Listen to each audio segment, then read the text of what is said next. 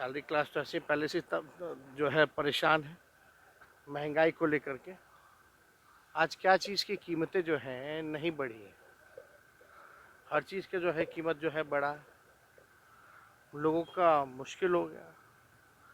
परिवार में अगर एक आदमी बीमार पड़ जाए तो उसका इलाज कराना मुश्किल हो गया। तो ये सारी स्थिति तो है। टैक्स रिबेट वगैरह ये केवल जो है आंखों में धूल झोंकने के बराबर है। नमस्कार, आप देख रहे हैं न्यूज फॉर नेशन और मैं हूं प्रियदर्शन। केंद्रीय बजट ने बिहार को ठगने का काम किया है। जी हां, जो आज केंद्र की मोदी सरकार ने आम बजट पेश किया है उसमें बिहार के साथ ठगने वाला काम किया गया है। यह कहना है बिहार के उप मुख्यमंत्री तेजस्वी यादव का।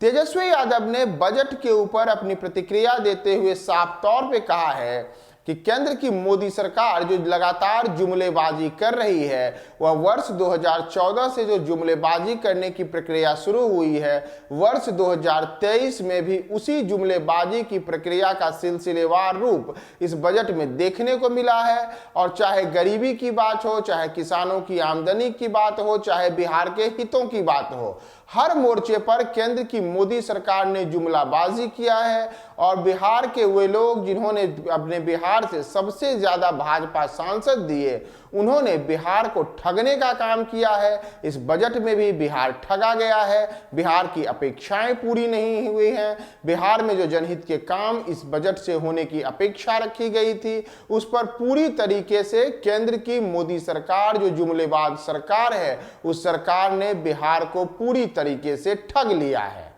दरअसल तेजस्वी यादव ने आज केंद्रीय बजट पेश होने के साथ ही एक ट्वीट किया है। ट्वीट में उन्होंने बताया है कि किस तरीके से केंद्र की भाजपा सरकार बिहार के साथ लगातार छल कर रही है।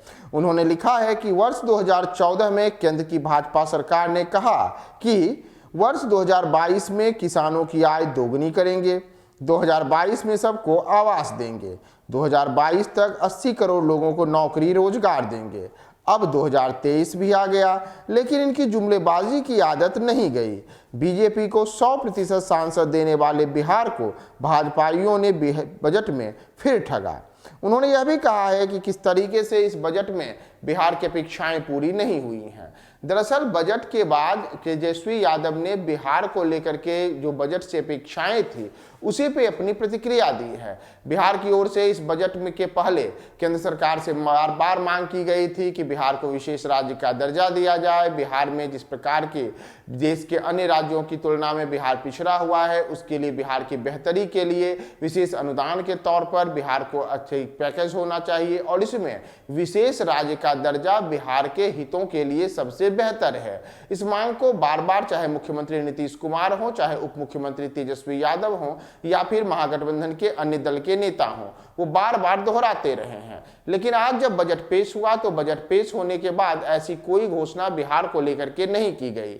और उसके साथ ही साथ अब तेजस्वी यादव ने बताया है कि कैसे पहले जब वर्ष 2014 में केंद्र में मोदी सरकार बनी थी, तब उसने अपनी कई परियोजनाओं को लेकर के बार बार कहा था कि चाहे किसानों की आमदनी दोगुनी करने की बात हो या हर व्यक्ति को पक्का मकान उपलब्ध कराने की बात हो, इन सब के लिए वर्ष 2022 की एक समय सीमा तय की गई थी। लेकिन इसके बाद भी वर्ष 2022 बीत चुका है, वर्ष 2023 आ चुका है, लेकिन इस बजट के पेश होने के पहले तक न तो किसानों की आमदनी दोगुनी हुई, न तो जो अन्य वादे थे वो अन्य वादे पूरे हुए। और एक प्रकार से जिस जुमलेबाजी की बात तेजस्वी यादव केंद्र सरकार के लिए कहते रहे हैं, एक बार फिर से उन्होंने दोहराया कि केंद्र सरकार ने इस बार के बजट में भी जुमलेबाजी वाली बात की और बिहार को ठगा है। जबकि बिहार ने भाजपा पर भरोसा करके 40 लोकसभा सीटों वाले भाजपा जो बिहार है, यहां भाजपा के सर्वाधिक सांसद जीते। तो ऐसे में 100% सांसद भाजपा के देने के बाद भी बिहार को ठगने का काम केंद्र की मोदी सरकार ने किया है, ऐसा तेजस्वी यादव का कहना है। अब देखना होगा कि तेजस्वी यादव ने जिन बातों को कहा है कि वास्तव में इस बजट में बिहार पूरी तरीके से ठगा गया है। तमाम अपडेट्स हम आपको बताएंगे। आप हमारे साथ बने रहे न्यूज 4 नेशन पे।